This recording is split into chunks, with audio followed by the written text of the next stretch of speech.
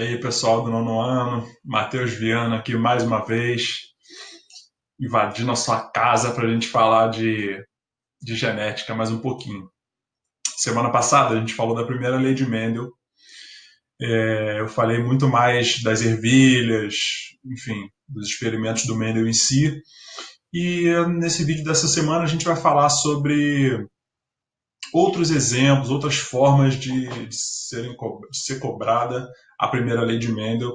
Eu vou mostrar para vocês alguns tipos de questões que podem aparecer, alguns. E o último slide vai ser um conjunto de duas práticas que você vai ter que ficar muito atento quando você for resolver questões de lei de Mendel, de primeira lei de Mendel, tá bom? Então vamos começar. A gente vai estudar os exemplos além das ervilhas, né, para falar de Mendel. Vamos supor que uma questão te diga que está rolando o cruzamento entre indivíduos heterozigotos, tá? Vai ter um texto, uma forma de te dizer isso, mas pum, tá lá dizendo que os indivíduos são heterozigotos. E essa questão pode te pedir a proporção genotípica esperada e a proporção fenotípica esperada. A gente já viu isso um pouquinho no final da, da aula da semana passada sobre a primeira lei de Mendel. Mas vamos retomar aqui porque isso vai se repetir ao longo dos próximos slides. Vamos lá. Como é que se faz isso? Nosso jogo da velha. O nome desse jogo da velha é quadro de Punnett. Não sei se você vai precisar saber disso em algum momento da sua vida, mas está aí, só para você saber. O cruzamento de indivíduos entre indivíduos heterozigotos. Então tá lá, um indivíduo vermelho que seja produz gametas azão e gametas azinho, já que ele é heterozigoto.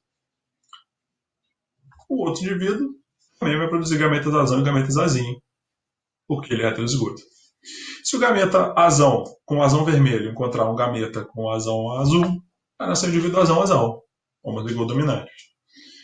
Se o gameta com azão vermelho encontrar o gameta com azinho azul, nasce um indivíduo heterozigoto. Assim como nasce um indivíduo heterozigoto, se o gameta com azinho vermelho encontrar o gameta com azão azul.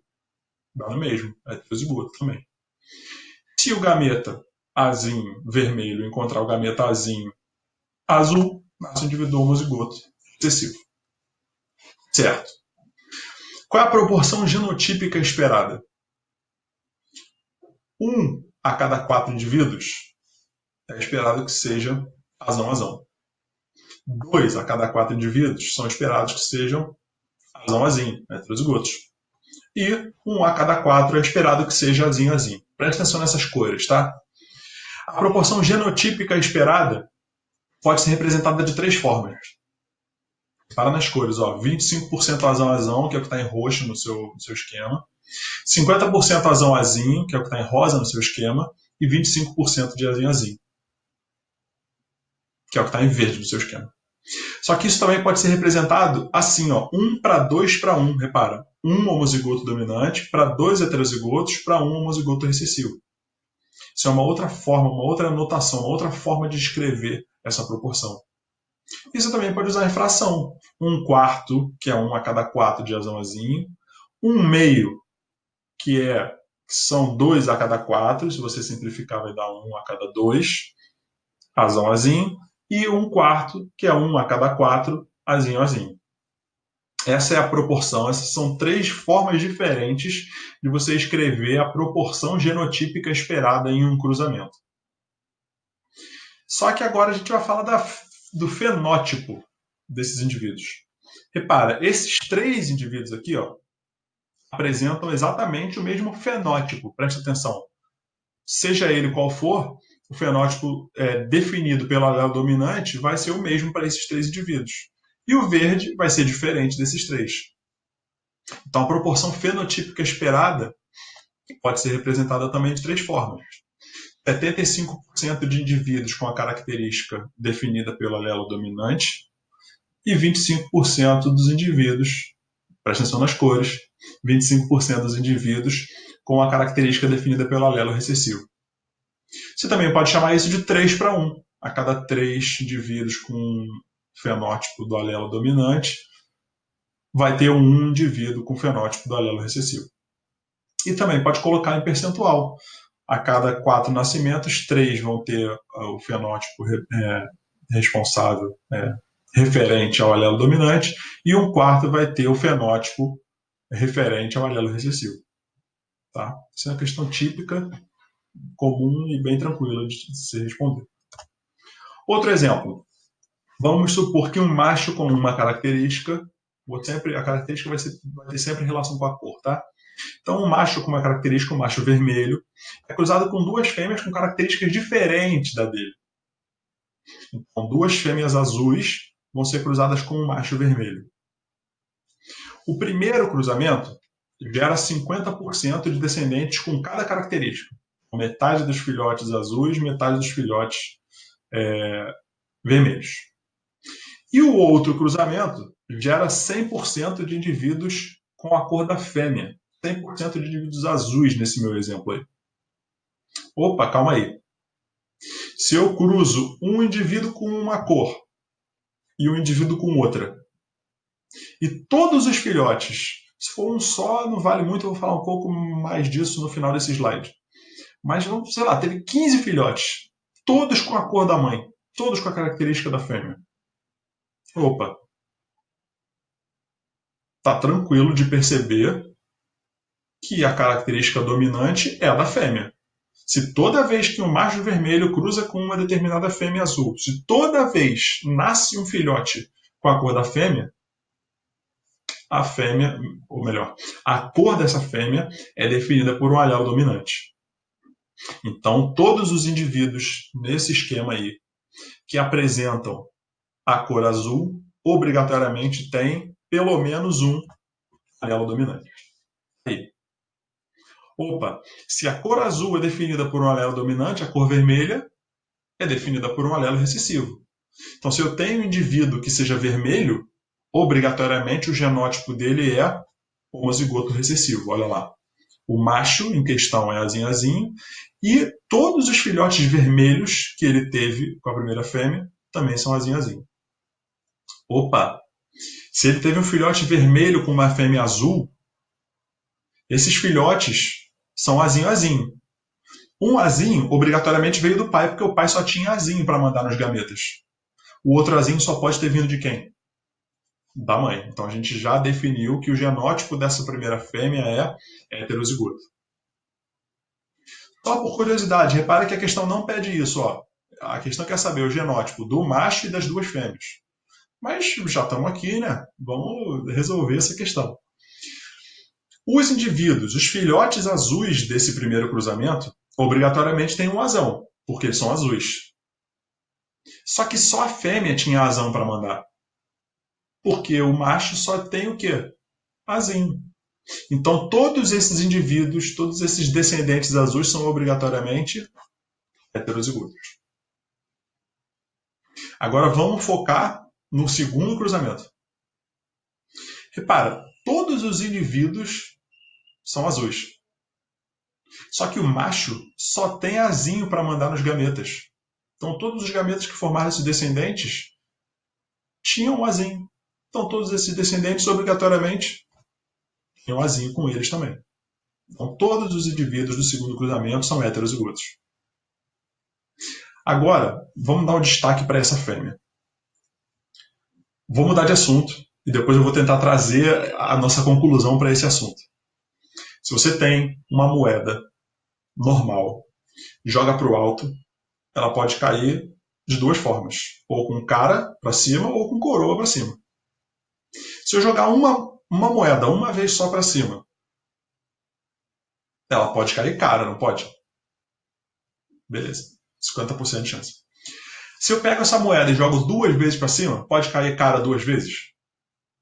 Pode, mas aí a chance já é menor. Se eu pegar essa mesma moeda e jogar 700 vezes, a chance de cair essas 700 vezes só cara é muito baixa. É o mesmo raciocínio aqui. Agora pega esse raciocínio e traz para cá. Se eu tenho uma fêmea que tem um filhote com um indivíduo vermelho, uma fêmea azul com um indivíduo vermelho, cruzam e tem um filhote, se esse filhote for azul, não posso afirmar nada muito importante em relação a isso. Agora, se forem 2 filhotes também azuis, opa, já estou começando a desconfiar de alguma coisa. 3 filhotes azuis, 4 filhotes azuis, 10 filhotes, todos azuis, 15 filhotes, todos azuis. Poxa, é muito pouco provável acreditar que essa fêmea tenha um azinho para mandar num óvulo com ela. Por quê? Porque de 15 filhotes, nenhum deles vai ter o azinho. Porque olha só, os espermatozoides do macho só têm azinho. Então, se um filhote nascesse vermelho, com certeza o segundo azinho desse filhote teria vindo da mãe. Só que todos os filhotes estão nascendo azuis, todos. É muito difícil acreditar que a mãe seja heterozigota e só está mandando o azão. Só o azão que encontra o espermatozoide. E o azinho? O óvulo com o azinho não vai encontrar nenhum espermatozoide, nada, em nenhum momento. Então, com um grande número de filhotes, a chance disso acontecer se torna cada vez menor. Então, quanto mais filhotes, mais perto da certeza de que essa fêmea é homozigota dominante. Que ela só tinha gametas azão para mandar. Ela não teve nenhum filhote vermelho com esse macho vermelho. Então preste atenção nisso, em algumas questões que podem aparecer. Você respondeu a questão, olha aí. O genótipo do macho, azinho, azinho, homozigoto recessivo. E das fêmeas, a primeira é heterozigota e a segunda homozigota dominante. Isso também é uma questão que costuma aparecer. Um tipo de questão que costuma aparecer. Outra questão. Um homem com uma doença recessiva. Pronto. A doença é vermelha, tá? Então tem um homem doente aí. Só que a questão já te disse que a doença é recessiva. Opa, se o homem tem uma doença que é causada por um alelo recessivo, obrigatoriamente o genótipo dele é homozigoto recessivo. Por quê? Porque se ele tivesse um azão, pelo menos, ele não teria doença, ele seria normal. Esse homem se casou com uma mulher sem a doença, repara, a mulher é azul, ó, diferente dele. Então, obrigatoriamente, a mulher tem um alelo dominante. Só que a mãe dessa mulher é doente. Olha lá, vermelha. Opa, se a mãe dessa mulher é doente, obrigatoriamente o genótipo dela é homozigoto recessivo. Se a mãe é homozigoto recessiva, ela só produziu óvulos, só produz óvulos com azinho. Então, o óvulo que formou a filha dela também vai ter azinho. Logo, a filha dela, obrigatoriamente, é heterozigota. Para responder a questão, isso bastaria, mas já que a gente já está aqui, vamos resolver isso aí. Se essa mulher sem a doença recebeu um azinho da mãe, o azão dela, o alelo dominante, só pode ter vindo de quem? Do pai. Opa, se o pai tem um alelo dominante, obrigatoriamente ele não tem a doença. E qual seria o outro alelo do pai? Não dá para saber. Pode ser um azinho, só que ele não mandou para a filha, por exemplo. Certo? Só que a questão não pede isso. A questão pede qual é a chance desse casal, homem doente e mulher normal, ter uma criança com a doença. Adivinha o que você vai fazer? O jogo da velha. O homem produz gametas azinho, somente. E a mulher produz gametas azão e gametas azinho. Esses encontros podem gerar um indivíduo azão azinho, podem gerar um indivíduo azinho azinho, outro indivíduo azão azinho e mais uma chance para o azinho azinho. Então, esses são os encontros possíveis. Eu tenho aí 2 a cada 4 indivíduos nascendo heterozigotos, ou seja, sem a doença, e 2 indivíduos a cada 4 nascendo homozigotos recessivos, ou seja, com a doença, que é o que a pergunta está te exigindo. Qual é a chance desse casal ter uma criança doente? 50%. Ou um meio, metade. 1 a cada 2 nascimentos. Ou 2 a cada 4, que dá no mesmo, matematicamente falando. Outro tipo de questão que pode aparecer.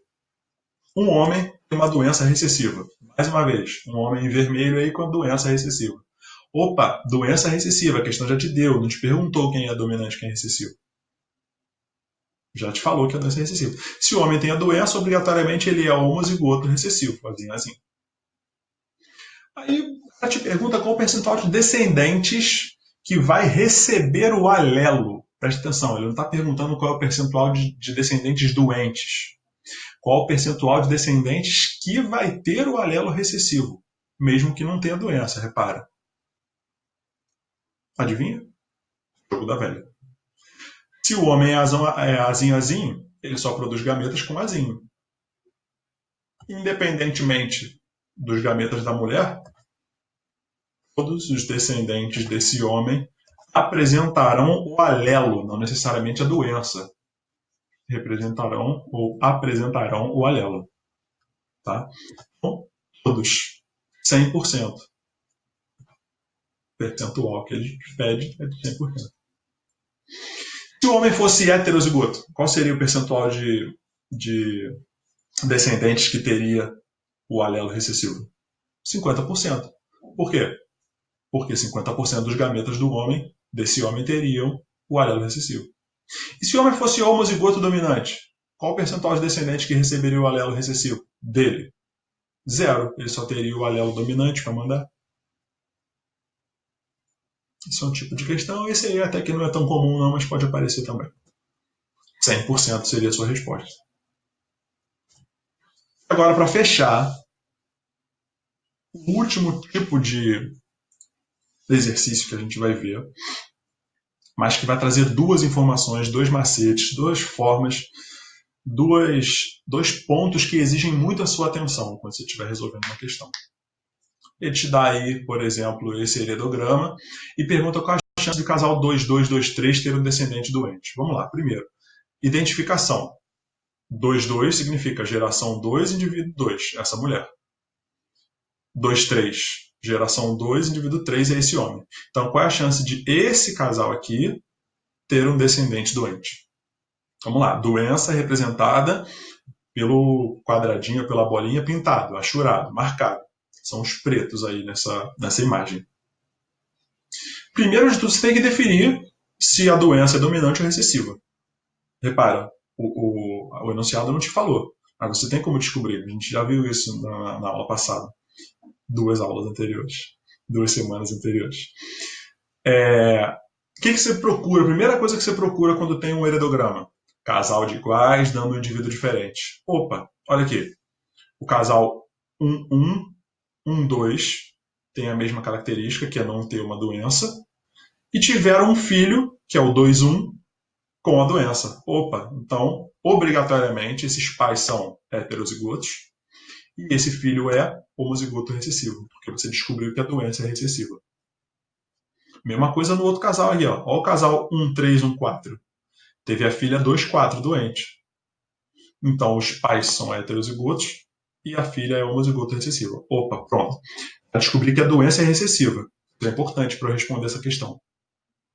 Ok. Só tem um problema.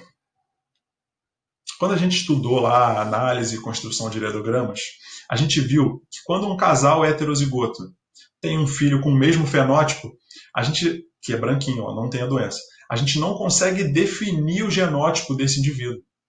Mesma coisa aqui para o indivíduo 2-3, tá? Então, a única coisa que eu posso garantir é que esse indivíduo, essa mulher aqui, por exemplo, obrigatoriamente tem o azão.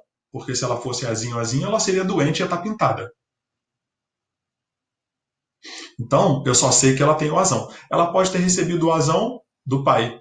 E a mãe pode ter mandado qualquer um dos dois.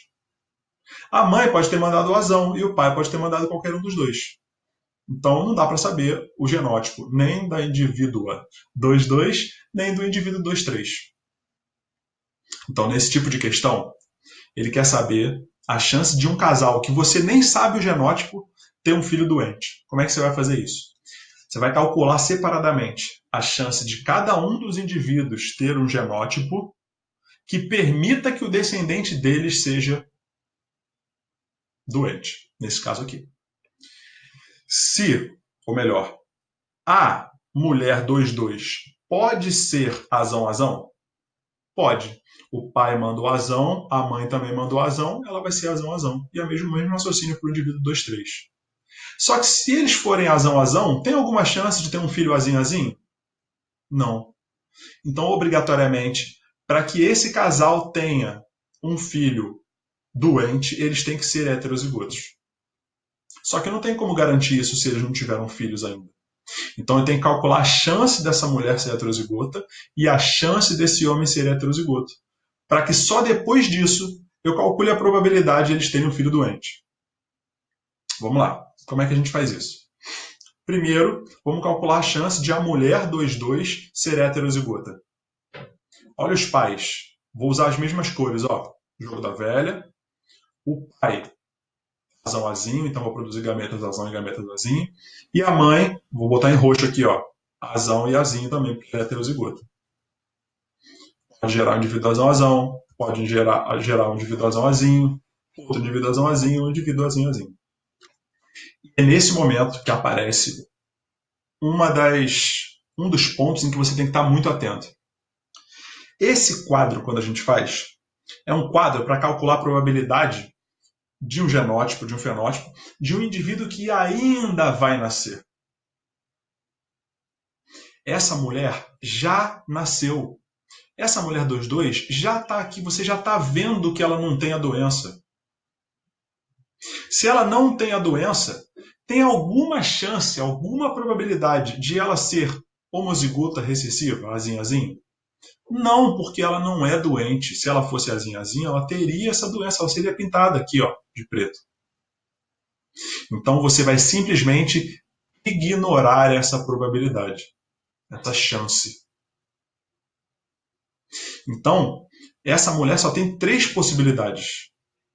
2 possibilidades de ser azão-azinho e uma possibilidade de ser azão-azão.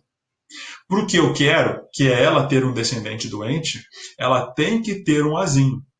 Então, a chance de essa mulher ser heterozigota é de 2 em 3 e não em 4. Então, é de 2/3. Mas eu vou completar lá, ó, em vermelho, ó, que foi a cor que eu envolvi aí. Ó. Olha lá o genótipo dessa mulher. Vermelho, azão-azinho. Com certeza ele é azão-azinho? Não. Eu estou calculando a probabilidade de ela ser azão-azinho. O raciocínio para o homem é exatamente o mesmo. Botei o nosso quadro. O pai dele produz azão e azinho. Tem rosa aí, ó. A mãe dele produz azão e azinho. Tem laranja. E as probabilidades desses gametas se encontrarem são essas 4. Só que assim como a gente falou para a mulher, esse homem não tem a menor chance de ter a doença, não tem a menor chance de ele ser homozigoto recessivo. Ele não está pintado. Ele já nasceu, você já está vendo que ele não tem a doença. Então você também vai ignorar esse azinho aqui. Ou seja, a chance desse indivíduo ser heterozigoto, porque a única forma de ele ter um descendente doente é de 2 a cada 3, e não a cada 4. Então também é de 2/3 a chance de ele ser heterozigoto. Vou completar lá com a mesma cor azul, ó, azão-azinho. Heterozigoto. Só que isso não é suficiente. Eles têm que ser heterozigotos e o filho tem que ser doente, que é o que a questão está me pedindo. Então, eu vou fazer outro quadro, colocando os gametas da mulher lá, ó, azão e azinho, e os gametas do homem lá, azão e azinho. Com certeza eles são azão e azinho? Não. Por isso que eu estou calculando as probabilidades disso acontecer. Mas os encontros são os mesmos, tá lá, ó. Beleza. Mas eu quero que o indivíduo seja doente agora. E eu não vou excluir porque o indivíduo não nasceu. Eu não sei se ele tem a doença ou não. Então ele pode muito bem ser azinho-azinho. Ele pode ser azão-azão, pode ser azão-azinho. Então eu não vou ignorar nada, que era o que a gente vinha fazendo até agora. Olha lá a chance. 1 em 4. Vou chamar isso de 1/4. Só que numa questão dessa, você não pode responder, se a mulher for heterozigota, que a chance é de 2/3. Não, você vai ter que dar um número juntando todas essas probabilidades. Aí entra a nossa parceira matemática, que você adora, com certeza. Então vamos lá. Primeiro, para que esse casal tenha um descendente doente, a mulher tem que ser heterozigota. Qual é a chance disso acontecer? 2/3. E, além disso, o homem tem que ser heterozigoto. Qual é a chance disso acontecer? 2/3. E o filho tem que ter a doença. Qual é a chance de o filho ter a doença? 1/4. Em matemática, mais especificamente em probabilidade, quando você está calculando chances, o E significa ou é substituído pelo sinal de vezes. de multiplicação. Então, se a chance da mulher ser da mulher ser heterozigota é de 2/3 e do homem ser também é de 2/3, eu vou multiplicar essas duas frações. Só que além disso, ou seja, o filho tem que ser homozigoto recessivo. Então eu vou multiplicar também. Mais uma vez a nossa amiga matemática entrando em cena. Quando eu multiplico frações, eu multiplico os numeradores e multiplico os denominadores. Então olha lá, os numeradores: 2, 2 e 1. 2 vezes 2 costuma dar 4, vezes 1, 4. Aqui embaixo, 3 vezes 3, 9, vezes 4, 6. Então a chance de esse casal ter um filho doente, um descendente doente, é de 4/36. Mais uma vez, a nossa amiga matemática diz que quando os números são múltiplos um do outro, numa fração, você pode reduzir essa fração. Você pode simplificar essa fração. Então você vai dividir o número 4, o numerador, por 4, e vai dividir o denominador, o 36, por 4. Vai te dar 1/9. A chance de esse casal ter um filho doente é de 1/9. Uma chance a cada 9. Fica muito atento a isso. Tanto a exclusão de um dos genótipos do quadro, caso o indivíduo já tenha nascido, você já consiga ver se ele tem a característica ou não, e essa questão de ter que achar probabilidades e multiplicá-las para achar a probabilidade total que você está procurando. Tá bom? Espero ter ajudado, espero ter ficado claro. Muito obrigado. Até a próxima.